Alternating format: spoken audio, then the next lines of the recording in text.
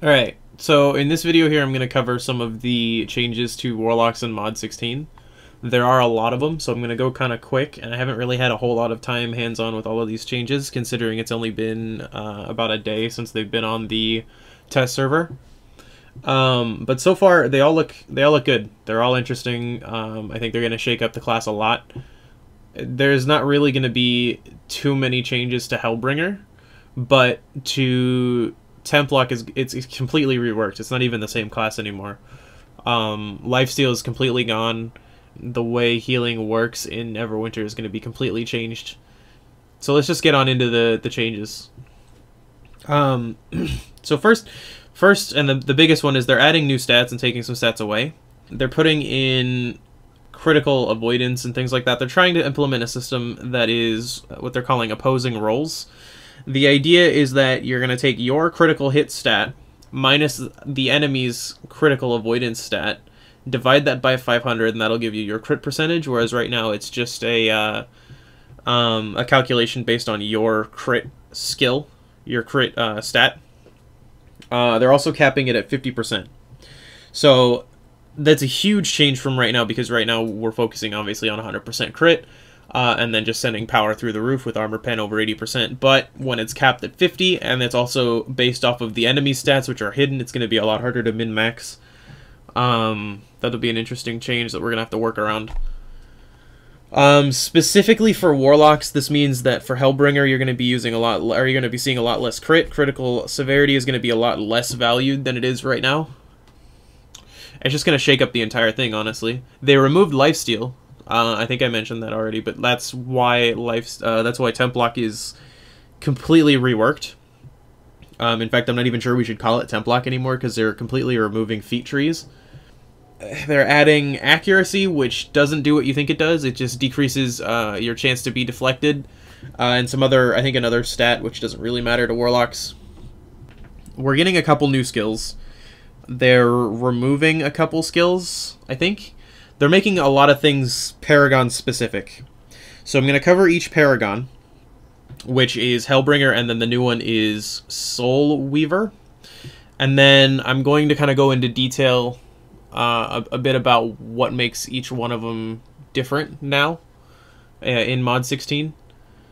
So to start off, Hellbringer. They're not really changing a whole lot, except for the class mechanic. The Warlock's Curse is gone. There's no more Warlock's Curse. Instead, we have Soul Scorch, which is a Soulbinder skill right now. The mechanic of Soulbinder is now universal to Warlocks. Soul Sparks are a thing that you're going to have to deal with now, which some people like, some people don't. Either way, Soul Scorch is now on tab. We can use it to supplement our damage, which is cool, I guess. Soul Scorch right now does a lot of damage single target, so it'll be interesting to see how much that does without Warlock's Curse, because together is what kind of makes them good. I don't know how it's going to be without it. We are also unable to use Pillar of Power in Hellbringer, which means we don't get the damage buff, but we get an additional skill slot, so we can use Killing Flames along with Arms and Bolt, or you can swap that out for whatever. In single target, you could have Killing, Hadar's Grasp, and then Harrow Storm if you really wanted. Or, I think Warlock's Bargain is Soul Weaver exclusive now, too. But it just opens this up for a lot more potential, rather than having that always being locked to Pillar of Power, which is nice. They're completely redoing all of the feats. I have in-depth notes on each of the feat changes in the description at the guide. I have a whole list of everything. It's all in detail. Class feats, the yellow skills, your passives, are all being slightly tweaked. Since we don't have Warlock's Curse anymore, we still use Lesser Curse. Lesser Curse still happens, but it's not nearly as common anymore. It's, overall, I'll have to see how it affects our endgame DPS. I'm not sure if it'll really change too much, but these all look interesting. I really enjoy the fact that we're going to have more freedom in our skills, because right now we're really locked to, you have 2 skills that you can swap out, and then Pillar of Power. in terms of Hellbringer, because if you're not using Pillar and Hellbringer, what are you doing? So that's cool. Soul Weaver. They're completely changing temp lock. Soul Weaver now fits into that spot. Soul Weaver basically is... It's our healing class. Instead of using lifesteal, because lifesteal is being removed, they're making it so that our healing works off of soul sparks. So our tab is now in Soul Weaver. It's not Soul Scorch. It is instead a Essence Drain kind of thing. It's called Essence Drain. It basically does a little bit of damage to everything around you and generates soul sparks. It's a channel, which is kind of clunky, but it does its job. It also heals you a lot. That might have just been because my health was weird, because it was only level 70, and the numbers are weird. That might change. But, I mean, it's alright. It's serviceable, does the job. The cool thing, though, is this new skill called Shatter Spark. Now, the way that we heal allies is by using Shatter Spark, and it basically just splits a heal. It uses 5 Soul Sparks, which is almost 1 full stack, I think. And then it just adds a bunch of healing to you and everyone around you. And it's really fun to use that rotation between the two to channel tab and hit Shatter Spark. It'll be really interesting to see how that actually performs in a dungeon, because I haven't had any real time with that right now.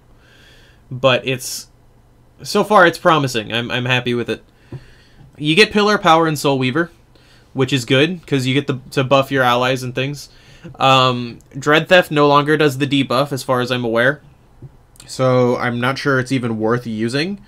It'll be interesting to see what the setup, what my setup ends up being on launch at 80. Or not launch, but live.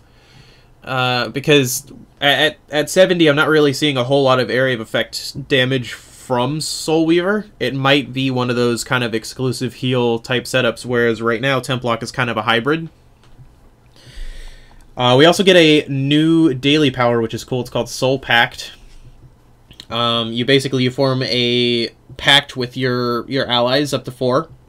And this pact increases their defense by 10%, their damage resistance.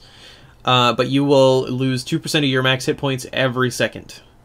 So the idea is it's you're taking damage, but your allies get more damage resistance, so they can take better hits. It's kind of an interesting mechanic. It lasts for 10 seconds. It does a decent amount of healing. I'm glad we got a healing daily, because we don't have one currently. We just kind of hit something with Brood and hope that it heals our team enough to keep them alive. Also, Soul Weaver has an entire list of their own feats. Both Paragons have entirely different feats. Most of the feats are pre-existing keystones for Hellbringer. Like, you have the Damnation and the Fury keystones, but they're in their lower quality. They're like nerfed, which is kind of cool. I mean, you could, if you wanted to, run around with the Damnation puppet still, the permanent puppet, which is nice. I mean, the big changes in this mod are going to be to companions. They're entirely redoing the way companions work, basically.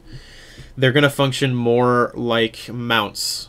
And this is something I don't see many people covering, is the companions are being completely overhauled, really. The big one, that's going to cost a lot of people money. Companions are only allowed in the new mod to use companion equipment. They can no longer use rings. They can only use companion gear, like the Adorable Bites gear, the Loyal Avenger gear. That's it, which is a huge change. It means that the ring slots won't really be important anymore. You know, because you can just get companion gear, because that's the only thing it takes. They're also removing the slot requirements for the gear. So as long as it's companion gear, you have 3 companion slots, or 3 companion gear slots. You can fit 3 pieces of companion gear in there, no matter what type of gear it is. So you can have 3 talismans if you wanted, or 3 3 belts, or whatever, as long as it's companion gear. Another important thing, You can't put enchantments into companion gear anymore. Only runestones. That is a huge change. I know I personally have a couple 14s in my companion gear that I'm going to have to somehow figure out what I'm doing with them, but they're useless now. Can't use them. Gone. We're going to have to swap over. Everyone's going to have to swap over to runestones for companion gear, which is huge. I know runestones right now are not the, except for bondings, are not very desirable, but they're going to shoot up. Like, the only way bondings are going to be viable is with other runestones in your companion gear, which is going to be a nightmare. People are going to have to swap over. Everyone. Every DPS, at least. Unless they change that before live, which they might. This is the test server. They're prone to change things on there, but as it is right now, it's an interesting change. They are... I don't really understand how this works, but currently you have 5 different slots for powers, and they're categorized as either offense, defensive, or utility powers.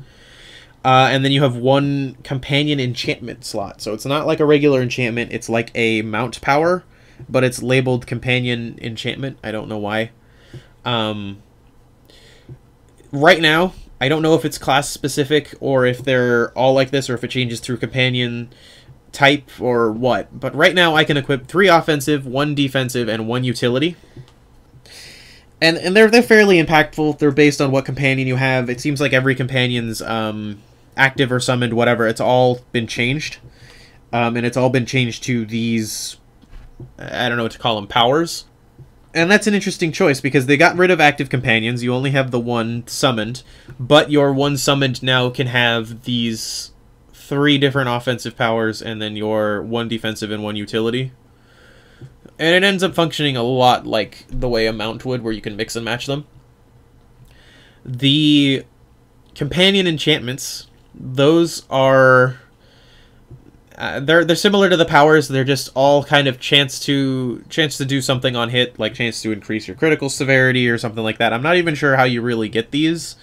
I mean, I'm sure I'll figure it out soon and give you guys an update. But right now, it's a lot of changes that I'm not too sure really what it is, because you look at the companion page and it's just so different. Other than that, they changed the boons, which is an interesting change. I think it was needed. The Boon page, they said in a dev blog, it was a mess of menus, and I totally agree. You know, you'd go through, and every time you'd respec a class, and I do this often, you'd have to select all of your boons again, and it would be like clicking through 8 different menus at a time. It was awful. But now it's all one page, and it's all done through one universal boon point. My only complaint, and I do have a complaint, my only complaint about the new system is that the boons don't feel impactful. They don't, which is bad. The only ones that feel impactful are like the top ones. The other ones are just like defense and max health, or power and max health, or run speed and max health. They're not interesting. They're not like the old boons, keystones, where you got like 7 or 8 different ones that all do different things, and they all do interesting things. You know, they're pretty plain, which is disappointing. I would have liked to see more boons that did things like the old keystones, where, you know, like, oh, chance 2 on hit to add a stack, at 20 stacks do 10,000 damage or something, you know, because that was at least interesting. It wasn't just, oh, here, have some power. You know, and that's not great for consistency, the one I want for damage, but it's fun. And I think that's what's important, because right now the system's kind of boring. You know, but that's my opinion. I mean, some people are probably going to like the system a lot better. It is a lot more streamlined. It's easier to comprehend, to pick and choose, and definitely to navigate. Plus, you don't necessarily have to focus on any one campaign, because they're all universal. So that's nice. But those are the major changes. I mean, because the changes to companions and to Templock are the biggest ones for us. As Warlocks, we're going to have to figure out whether or not we like the Soul Weaver change. I mean, so far, I think it's promising. I don't know how it'll work in a dungeon setting. It might not perform the same. I mean, it's not going to perform the same way. We lose some of our buffing and debuffing power, it looks like, through the lack of feats. And the feats that are there are not very powerful buffs. Like, they changed Revelry to be just a defensive bonus to your teammates, which is disappointing. You know, like, there's not any more debuff through Dread Theft. There's not... We lose a lot of our debuffs and our buffs, and it's disappointing. But with the changes to healing, it might kind of even itself out. We'll have to just kind of wait and see. I mean, I'm hopeful. I think that this is going to be one of the better changes for Neverwinter. It'll definitely be a lot to cover and a lot to change, and it'll be a completely new game, honestly. Every class is getting a rework, so we'll just kind of have to wait and see, but I'm excited.